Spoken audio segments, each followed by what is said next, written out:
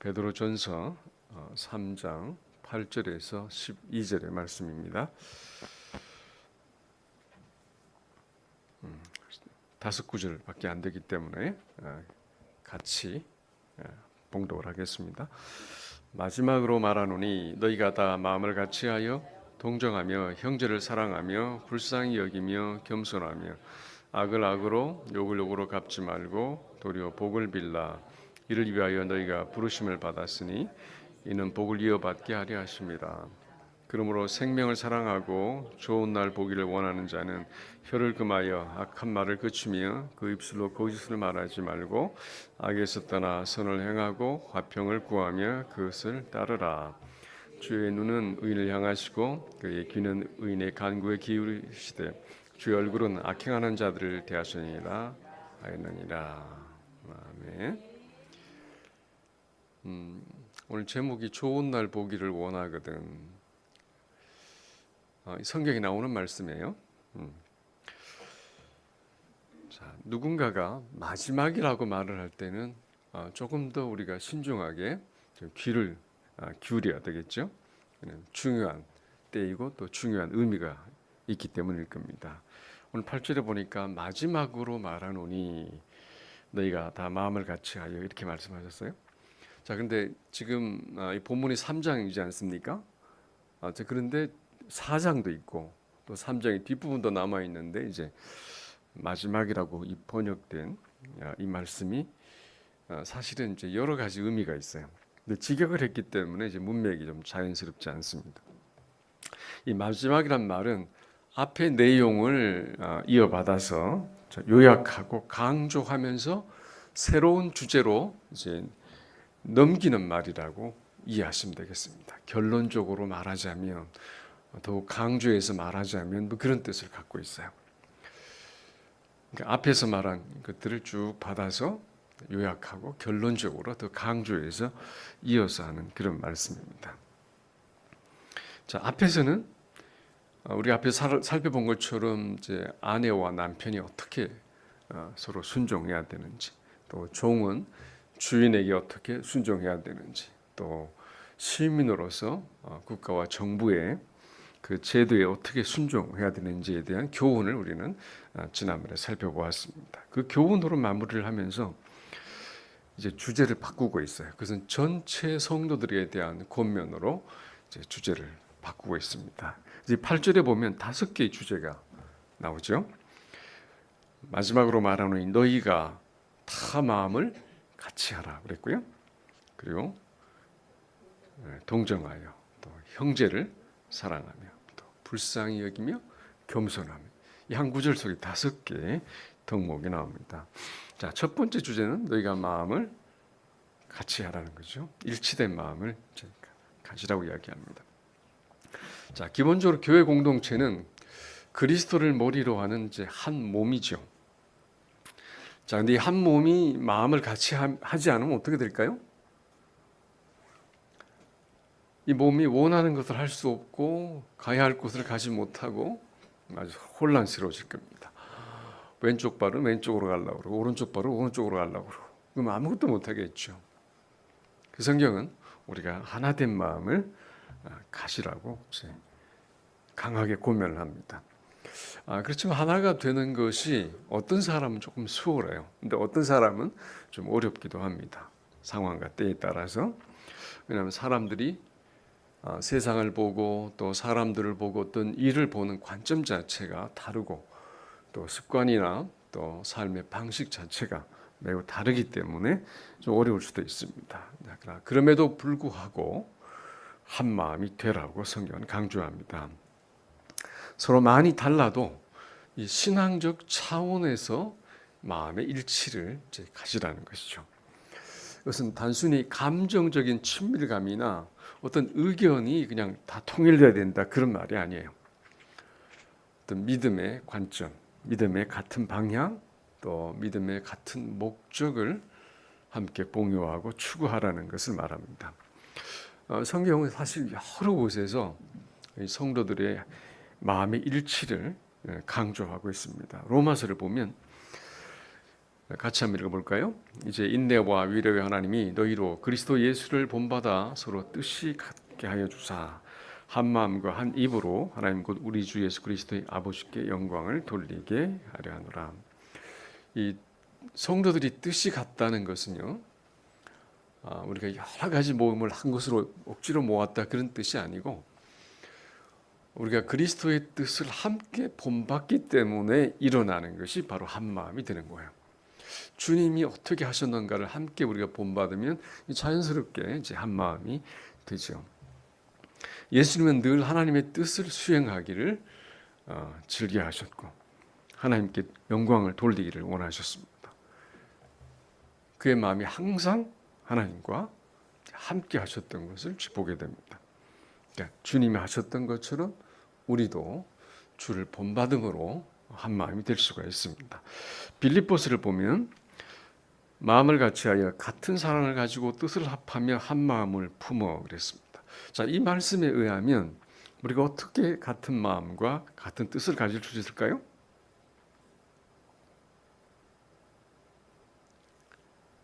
예, 사랑을 가지고 뜻을 같이 해주면 한 마음이 될 수가 있습니다. 세상 사람들은 너는 너고 이제 나는 나지만 우리는 그리스도의 사랑 안에서 같은 마음을 이제 품는 것입니다. 아가페 사랑의 정신이 뭐죠? 아가페 사랑의 기본 정신은 다른 사람의 유익을 구하는 것입니다. 상대방의 유익을 구하는 정신이 이 아가페 사랑이에요. 그래서 우리 이타적 사랑이라고 그러잖아요. 그것이 있을 때 이제 한 마음, 이제 한 뜻을 품을 수가 있게 되겠죠. 자, 고린도서 1장도 보겠습니다. 같이 읽어봅니다. 너희가 같은 말을 하고 너희 가운데 분쟁이 없이 같은 마음과 같은 뜻으로 온전히 합하라. 여기서 같은 말이라고 하는 것은 예수 그리스도에 대한 이 동일한 신앙 고백, 또 이 복음의 진리에 대한 일치된 고백을 말합니다. 이 복음이 서로 다르면 안 되지 않겠습니까? 주님에 대한 고백도 마찬가지입니다. 자, 근데 고린도 교회는 상당히 부흥한 교회였는데 그 교회 안에는 큰 문제가 하나 있었죠. 그게 뭡니까? 이 분파가 많았어요. 아니, 당파가 많았어요. 바울파, 아볼로파, 게바파, 그리스도파 이렇게 각각 분열이 되어 있었습니다. 성경에 보면 그것이 나와 있어요. 교회가 이제 여러 파별로 나눠져 있습니다. 자, 바울파라고 하는 것은 이 교회를 개척한 이 사도에게 마음이 있는 사람들이죠. 그리고 아볼로파는 이제 학문과 이 철학과 웅변에 뛰어난 이 아볼로, 알렉산드리아 출신인 유대인이죠. 이 아볼로를 따르는 이제 파벌입니다. 그리고 지적인 지도자로 인정을 하는 것이죠. 그리고 게바파, 베드로파죠. 그래서 예루살렘을 중심으로 한 또 율법과 어떤 정통적인 것을 이제 추구하는 사람들이 만드는 파벌이고, 자, 그리스도파는 우리는 아무도 따르지 않고 오직 그리스도만 따른다는 식의 어떤 영적 우월감을 갖고 있는 이제 파벌입니다. 외형상으로는 가장 신앙적인 사람처럼 보이지만 실제로는 다른 파벌과 별로 차이가 없어요. 고집스러운 배타성을 갖고 있어서 오히려 공동체가 하나 되는 것을 해칠 수도 있습니다. 물론 우리는 누군가를 또 좋아할 수 있고 따를 수 있어요. 그러나 다른 사람을 배척하거나 비방하거나 깎아내린다면 그것은 공동체 하나됨을 해치는 일이 되고 말 것입니다. 그래서 바울은 어떻게 그리스도께서 그렇게 그 교회가 갈라졌느냐며 책망을 합니다. 그리스도가 하나인데 어떻게 그 교회는 그 몸이 이렇게 갈라졌느냐는 것이죠. 그래서 바울은 이 분열을 극복하기 위해 모든 신자가 동일한 그리스도의 복음 위에 서야 하는 것을 강조한 것이죠. 그래서 우리가 그리스도의 이 복음의 토대를 벗어나서 교회를 나오게 되면 교회는 그냥 친교를 하는 곳이 되고 bless you 비즈니스를 하는 곳이 되고 때로는 자기를 자랑하는 곳이 되고 맙니다. 마음을 같이 한다는 것은 이제 모든 생각이 완전히 같아야 한다는 것을 말하는 건 아니에요. 하나님께 주신 각자의 고유한 은사가 있고 또 특성들이 있기 때문에 획일적으로 하나가 되어야 한다는 것을 강조하는 게 아닙니다. 서로의 차이와 다름을 인정하면서도 상대방을 존중하고 공동체의 유익을 우선하는 태도를 이제 말하는 것이죠. 자, 한 마음을 품고 있다는 것은 내 주장을 막 쏟아내는 것이 아니라 상대방의 생각이 무엇인지를 경청하는 것이 무엇보다 중요합니다. 다른 배경 또 다른 성격, 은사를 가진 지체들을 이해하려는 노력을 하는 것이죠. 옆에 분에게 귀를 이렇게 한번 대보시겠어요? 무슨 말씀을 하고 있는지. 제가 유튜브 어떤 그 짧은 영상을 보다 보니까 길거리에서 미국의 어떤 지나가는 남자에게 인터뷰를 하는 영상이었어요.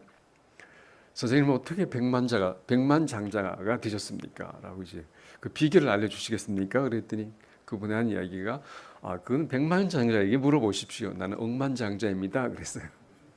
그러면 자기는 35개국에 자기 회사가 있다고 이야기를 하면서 비결이 딱 하나가 있대요. 경청이래요. 자기는 억만장자가 되는데 경청을 했다고 이야기를 합니다. 고객의 소리를 듣고 상사의 소리를 듣고 내 마음의 소리를 듣고 사람들의 소리를 듣고 들으면 그것이 길을 안내해 줄 것이다. 그렇게 이야기를 하더라고요.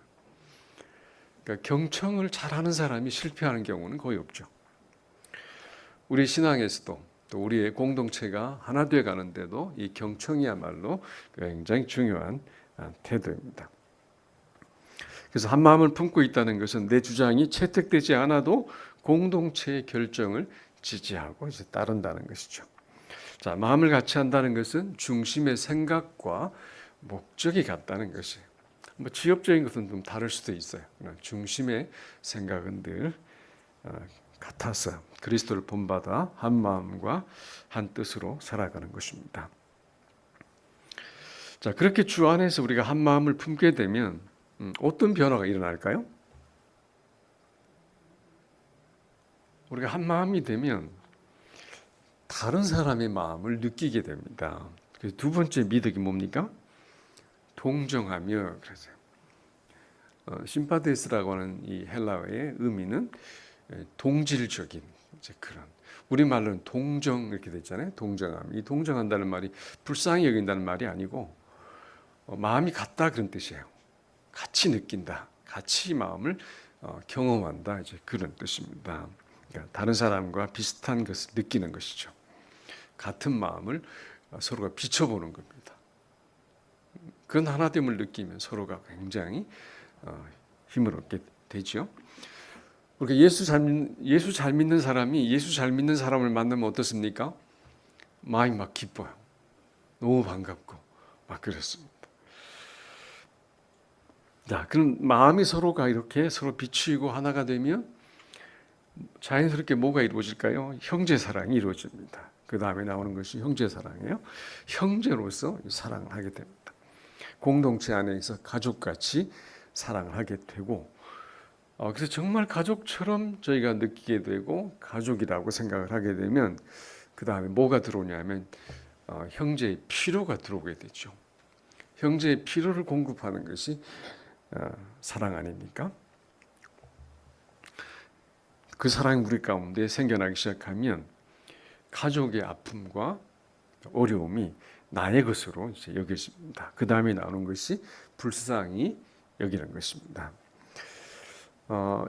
이 불쌍히 여긴다는 말은 단순히 감정적으로 그냥 슬퍼하는 그런 마음이 아니고 누군가의 고통을 함께 느끼고 어려움을 돕는 단계까지 나가는 것을 말합니다. 고통이 느껴지면 내가 뭔가 그 사람의 고통을 줄여주기 위해서 뭔가를 해야 된다는 이 내면의 이 동기, 내면의 움직임이 일어나는 것을 불쌍히 여긴다, 이렇게 말씀하고 있습니다. 우린 다른 사람의 아픔을 보고 마음에 공감할 수는 있어요. 어쩌다 저렇게 됐지? 너무 안 됐네. 어떻게 해? 근데 이 불쌍히 여긴다는 말은 거기서 끝나는 게 아니에요. 감정적으로 공감하는 것만으로 끝나는 것이 아니고 내가 어떻게 도와줘야 할까를 생각하면서 그 다음 단계로 행동으로 나가는 것을 말합니다. 자, 예수님께서 무리들을 보시고 어떻게 하셨다고 그랬죠? 불쌍히 여기셨다고 그랬어요. 근데 불쌍히 여기 그냥 가만히 내버려 두셨나요? 아니죠. 그들을 연약한 것과 병든 것을 고치시고 귀신을 내어 쫓아주시고 그들과 함께 하신 실제적인 행동을 하셨다고 마태복음 9장에서 말씀을 합니다. 그러니까 우리의 신앙생활에서도 형제를 보고 안타깝다 해서 그치지 않고 도와줄 마음을 구체적으로 갖는 것입니다. 내가 함께 있어줄게. 내가 도와줄게. 내가 어떻게 해주면 좋을까? 구체적으로 나아가는 것을 불쌍히 여기다. 구체적 섬김의 행동으로 나아가는 것이 불쌍히 여기다. 그런 말입니다. 그리고 이 모든 일의 중심에 가장 중요한 미덕이 하나 있습니다. 가장 중요한 미덕이 뭘까요? 좋은 일을 하지만 그 가운데 꼭 있어야 하는 것이 있어요. 다섯 번째, 무슨 미덕입니까? 겸손입니다. 어거스틴이 말한 것처럼 기독교의 모든 미덕은 이 겸손을 뿌리로 한다고 그랬죠. 겸손이 없는 좋은 미덕은 그 자체의 빛을 잃어버리게 됩니다. 우리가 교만한 마음으로는 이제 일치가 되지 않겠죠. 또 동질감을 갖거나 또 사랑하거나 불쌍히 여기는 것도 어렵습니다. 그래서 우리의 모든 미덕 가운데 가장 중심에 자리 잡아야 할 미덕이 있다면 그것은 바로 겸손입니다. 근데 겸손이 정말 어려워요. 우리가 하나님을 떠나는 순간부터 이 미덕은 이 겸손은 우리 속에 남아 있지 않죠. 내가 열심히 기도도 하고 나 자신을 이렇게 추스리다 보니까 어느 날 내 마음속에 겸손이 생겼어요. 그래서 내가 좀 겸손해졌나 보다. 그러면 그 겸손이 나를 떠나가 버립니다. 하나님을 떠난 인간은 이 마귀의 영향을 받아서 기본적으로 교만해요. 그러니까 기본적으로 나는 교만하다 이렇게 생각을 해야 돼요. 그래야 겸손해질 수가 있습니다. 그래서 하나님을 닮을수록 우리는 겸손하고 마귀를 닮을수록 교만하다고 이야기를 합니다. 우리는 예수님을 주님으로 믿고 따르기 때문에 주님의 겸손을 배우는 노력을 계속 해가야 하죠. 물론 자기를 낮추는 것이 이제 겸손이지만 겸손이 아닌 것이 있죠. 그게 뭡니까? 자기 비하예요. 난 아무것도 아니야. 아무것도 못해. 뭐 그런 것이 겸손은 아니에요. 이사야가 자꾸 빼다가 하나님 앞에 책망을 받죠. 저는 못합니다. 저는 아이라서 못합니다. 하나님 화를 내십니다. 하나님께서 너를 사용하시겠다고 그러시고 하나님 너를 이미 어른이고 아이가 아니라고 그러는데도 자꾸 자기 비하라는 것은 겸손이 아닙니다. 그래서 겸손하기가 쉽지 않아요. 이것이 좀 헷갈리죠. 자기 자존감을 유지하면서도 겸손하려면 어떻게 해야 될까요? 하나님 안에서 자기를 인식하는 것이 매우 중요하겠죠. 하나님 나를 어떻게 바라보시는가? 그리고 두 번째는 다른 사람을 자꾸 높여주는 겁니다. 진심으로 다른 사람을 높여주면 내가 겸손을 유지할 수가 있어요. 억지로 나를 낮추지 말고 다른 사람을 존중해주고 다른 사람을 높여주면 우리가 겸손한 미덕을 가질 수 있습니다. 자, 그래야 다른 미덕도 우리 안에서 계속 이루어져 갑니다. 이 다섯 가지 미덕은 공동체 내의 이 갈등을 예방하고 그 고난과 이 핍박의 시대에 연약해진 성도들이 강건하게 되고 또 연약해진 공동체가 또 성숙해가고 또 강건해져 가는데 꼭 필요한 이 성품들이고 이제 미덕입니다. 오늘 이 다섯 가지 덕목들은 이제 공동체 안에서 이 성도 간의 이 관계성을 굉장히 중요하게 생각하는 이제 그런 덕목들입니다. 당시 고난을 받고 흩어진 이 나그네든 이 성도들과 교회가 외부의 박해를 견뎌내고 연약함에서 벗어나 성숙하려면 또 강건하게 서기 위해서는 이 관계 안에서 이 하나가 되어 있어야 되죠. 하나가 되어 있어야 됩니다. 자, 우리가 그렇게 하나가 되기 위해서 우리 공동체는 반드시 예수 그리스도의 성품을 닮은 공동체여야 합니다. 뭐 조직이 훌륭하고 재정이 넉넉하고 뭐 사람이 많고 뭐 자원이 풍부하고 그런 게 아니고 하나님의 성품, 예수님의 닮은 공동체로서 함께 성숙해가는 공동체여야만 우리는 하나됨을 유지할 수 있고 지속적인 성장을 할 수가 있습니다. 주님의 성품을 닮지 않은 교회를 우리는 하나된 교회, 성숙한 교회라고 이제 말할 수는 없습니다. 자, 앞에서 나왔던 이 고린도 교회는 우리가 알고 있는 이 대부분의 은사들을 몽땅 갖고 있던 교회죠. 병 고치는 은사, 뭐 능력의 은사, 예언의 은사, 지식의 은사, 지혜의 은사, 신유의 은사, 뭐 온갖 은사들이 다 있었습니다. 또 훌륭한 지도자들이 있어서 가르침을 많이 받은 이 지식의 은사도 있었어요. 만약 이 고린도 교회를 서울 어디엔가 세워놓으면 아마 전국에서 몰려들 거예요. 엄청난 교회입니다. 외부 사람들이 보면 그 교회는 참으로 성숙하고 영성이 있고 능력의 교회인데 사도 바울은 그 교회를 어떻게 진단했습니까? 너희가 어린아이 같다 그랬어요. 너희가 육신에 속해 있다 그랬어요. 하나님과 사도 바울이 보기 이 교회는 형편없는 교회였어요. 그들에게 성령의 은사는 풍부했지만 성령의 인격적 열매는 결여되어 있었던 것입니다. 그래서 미숙하고 육신적인 라는 평가를 받게 됩니다. 오늘 여기에 나온 이 5가지 동목은 모두 그리스도의 인격과 연결이 되어 있습니다. 주님은 겸손하시고 성부, 성령 하나님과 함께 완전한 하나됨을 이루시고 또 사람들을 불쌍히 여기시면서 그들을 섬기고 치유하시고 자신의 전부를 들여 사랑하셨습니다. 그러면 주님의 인격은 우리 안에서, 우리 몸 안에서 이루어져야 할 성품인 것입니다. 자, 이 5가지 동목이 나오는 이 8절은 먼저 교회 안에서, 공동체 안에서 이루어져야 할 동목입니다. 근데 그 다음 9절에 가보면 이 교회 밖에서 일어난 일에 대해서 어떻게 해야 되는지 이제 권면을 하고 있는데요. 물론 이제 교회 안에서도 우리가 이제 당연히 이루어져야 할 일이지만 특별히 이 9절은 외부의 사람들에 대해서 우리가 어떻게 해야 되는가, 어떤 동목을 가져야 되는가를 이제 말씀을 합니다. 9절을 같이 읽어볼까요? 악을 악으로 욕을 욕으로 갚지 말고 도리어 복을 빌라. 이를 위하여 너희가 부르심을 받았으니 이는 복을 이어받게 하려 하심이라.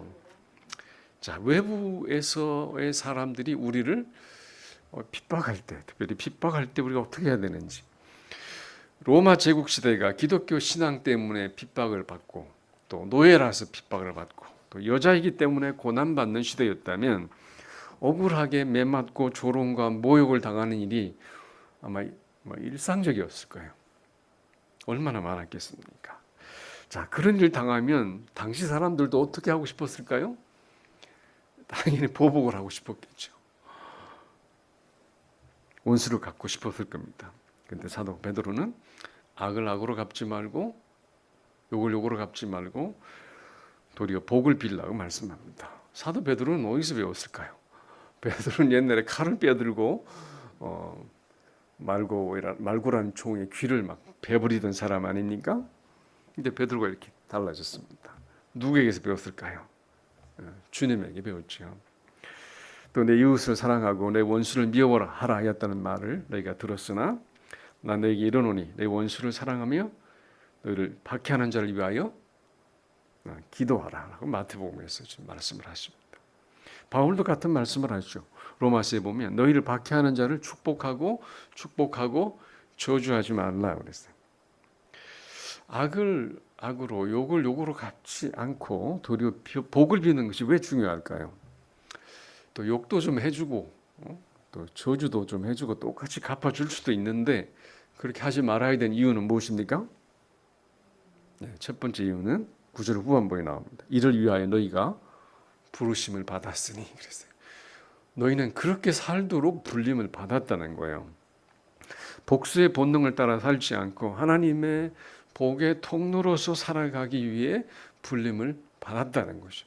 이것이 우리의 정체성이고 우리의 사명이라고 이야기하는 것입니다. 이것은 단순한 부름의 초대가 아니고 하나님의 의도와 계획 속에 목적이 있는 이 콜링, 부르심이라는 거예요.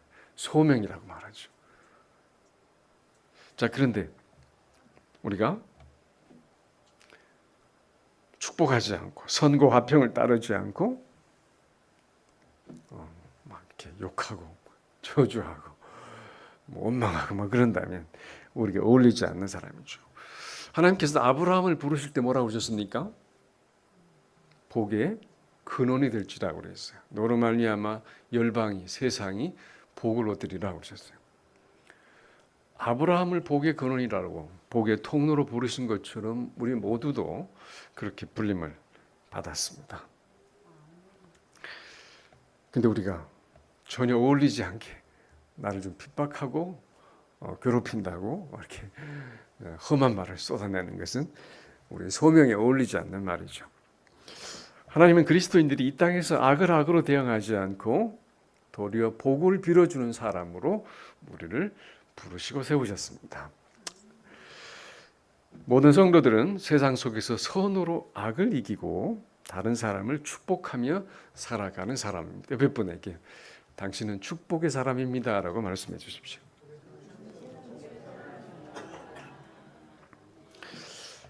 욕도 좀 해주고 똑같이 이제 갚아주고 그렇게 할 수도 있는데 그렇게 하지 말아야 하는 또 다른 이유는 우리가 하나님의 복을 유업으로 이어받을 사람들이기 때문입니다. 9절 보니까 이는 복을 이어 받게 하려 하십니다. 그랬어요. 그러니까 복을 이어받는다는 말은 하나님의 복을 상속받는다는 뜻이에요. 유업으로 받는다는 것입니다.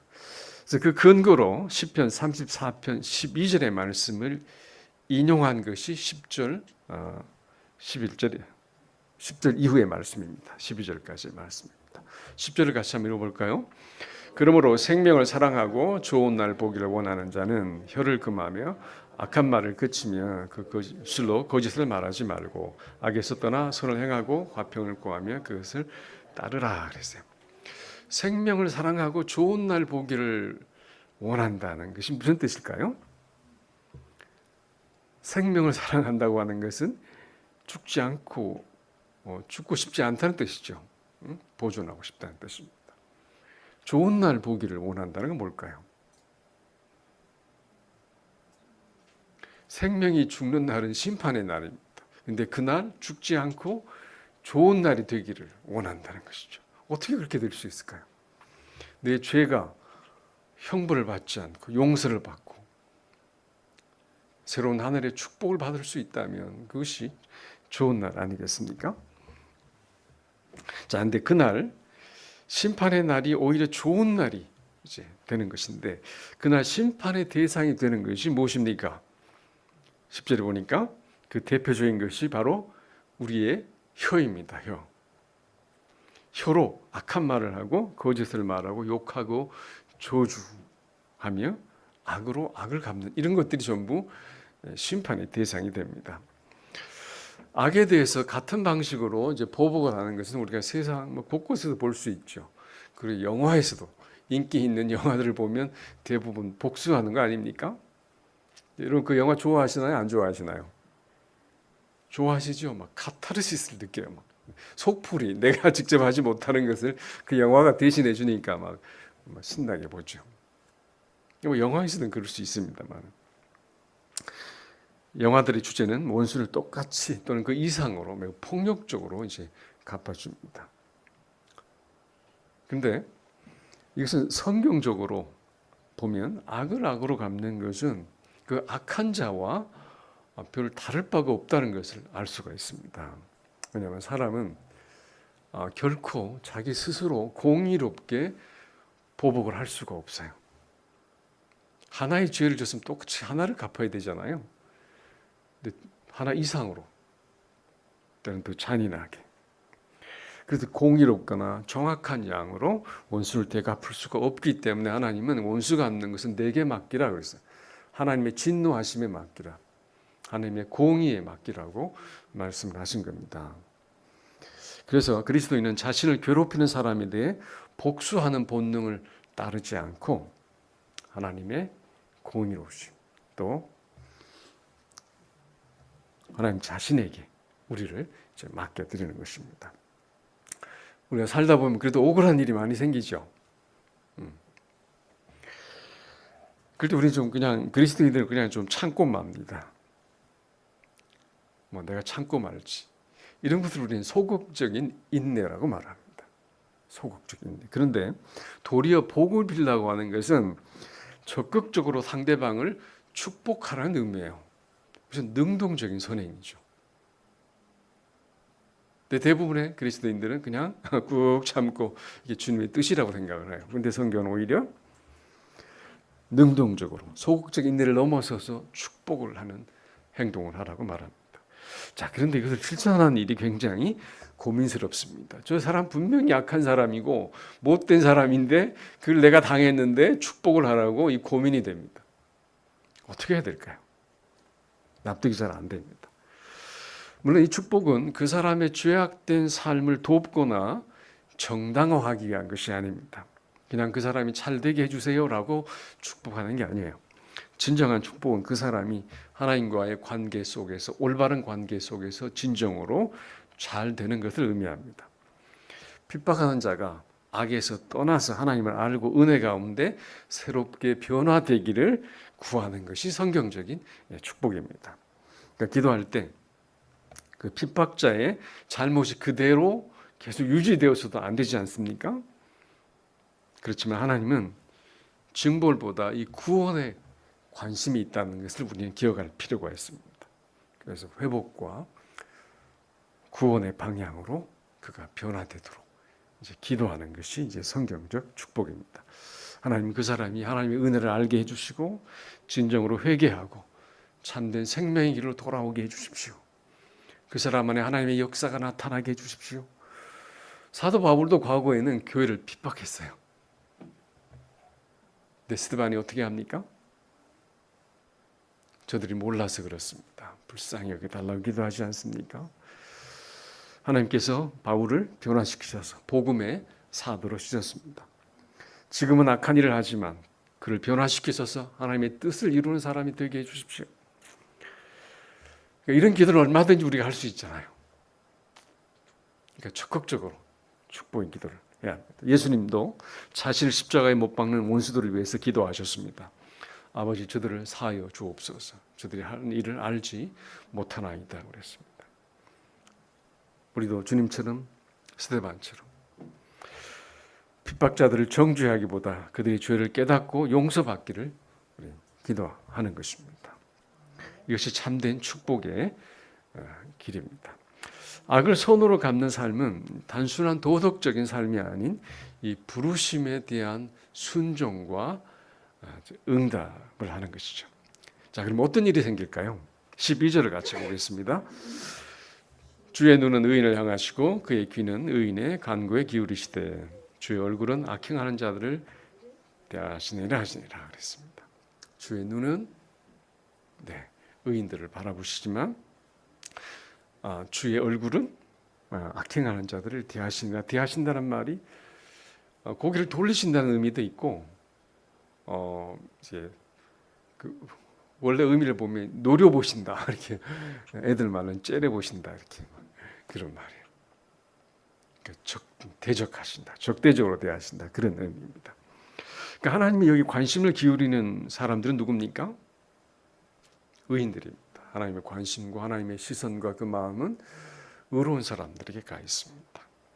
하나님의 신뢰함으로 선을 행하는 의인은 하나님이 지켜보시고 동행해 주시고 하나님의 복을 주시는 것입니다. 이 복은 그냥 단순히 무엇을 많이 받는 물질적 축복이 아니라 하나님과의 관계 속에서 오는 이 평안과 보호와 생명의 복입니다.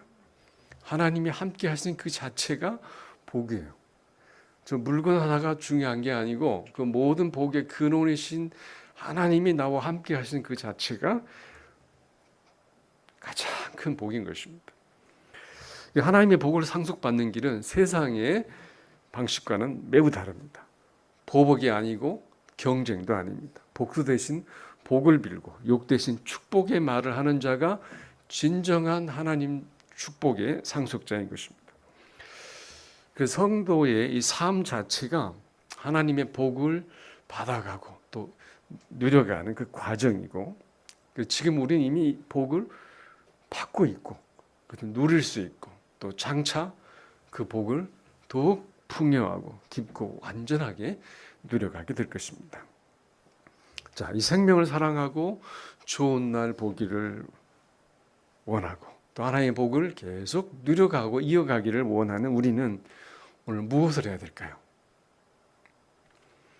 먼저 우리 자신의 마음과 태도를 한번 살펴보시기를 바랍니다. 남이 나를 대적할 때, 괴롭힐 때 나는 어떻게 할까? 또 자신의 언어를 한번 살펴보십시오. 축복의 언어를 쓰고 또 격려와 살리는 이 생명의 언어를 쓰고 있는지, 남을 격려하는 사랑의 언어, 또 정직하고 감사하는 언어를 쓰는지 한번 살펴보시기를 바랍니다. 제가 4가지 질문을 올려놓았어요. 화면을 보시기 바랍니다. 나는 공동체 안에서 일치를 이루고 있고 갈등의 중심에 서 있지는 않은가? 누군가 내게 악을 행할 때 나는 어떻게 반응하며 복을 빌고 있는가? 내 말과 태도는 화평을 이루는 방향으로 가고 있는가? 내 기도가 하나님 귀에 들리는 삶을 살고 있는가?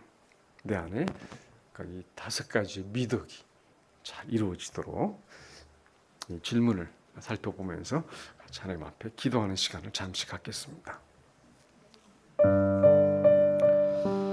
아버지, 우리 마음을 주님 앞에 내려놓사 우리 마음을 살펴주시고 주님의 성품에 합당치 않은 것들 내려놓고 벗어버리게 해주시고 하나님을 지켜가는 겸손한 믿음을 주시고 또 악으로 갚지 아니하고 욕을 욕으로 갚지 않은 오히려 축복의 전달자가 되고 축복을 위한 하나님의 사람들 살아가도록 도와주시옵소서. 주님 안에 온전히 머물게 하여 주시옵소서. 주여, 주님 손에 말씀 맡겨드립니다.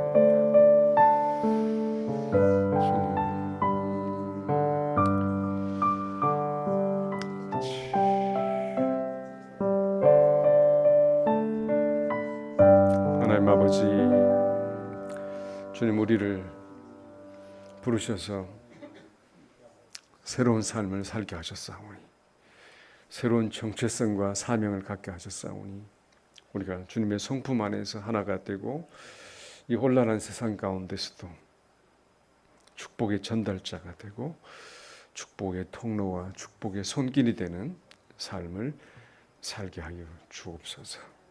아브라함처럼 복의 근원이 되는 삶으로 우리 주위의 사람들이 구원과 생명과 하나님의 축복을 누리는 놀라운 역사가 있게 하시옵소서. 예수님 이름으로 감사하며 기도합니다. 아멘. 우리 다 같이 일어나셔서 451장 찬송 올려드리겠습니다.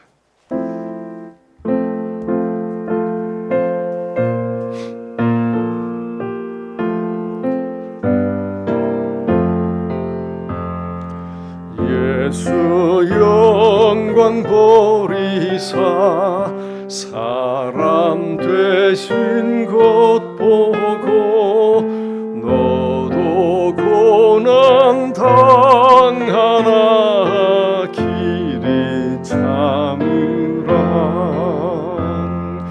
예수 친히 십자가 지고 가신 것 보고 너도 주의 십자가 지고 따르라.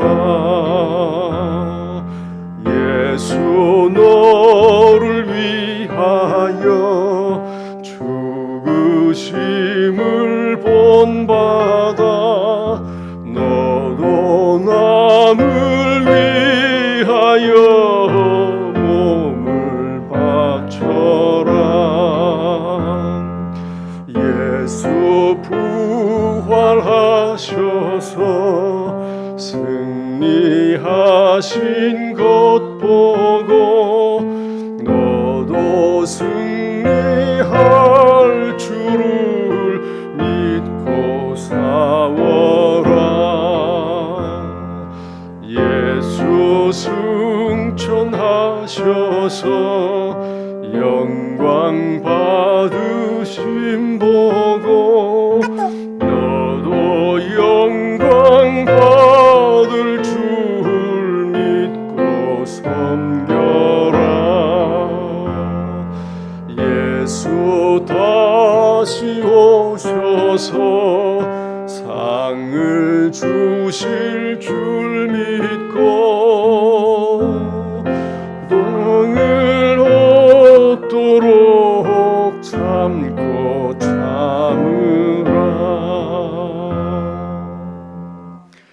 지금은 우리 주 예수 그리스도의 크신 은혜와 하나님 아버지 극진하신 사랑하심과 성령님의 감화 감동하시고 역사하심이 이제는 육신의 노여움과 보복의 성령을 따라 살지 아니하고 하나님의 부르심의 축복을 위한 소명으로 살기를 원하는 주의 사랑하는 믿음의 식구들과 이 교회와 이 나라 이 민족 위에 지금부터 영원히 함께 있을지어다. 아멘.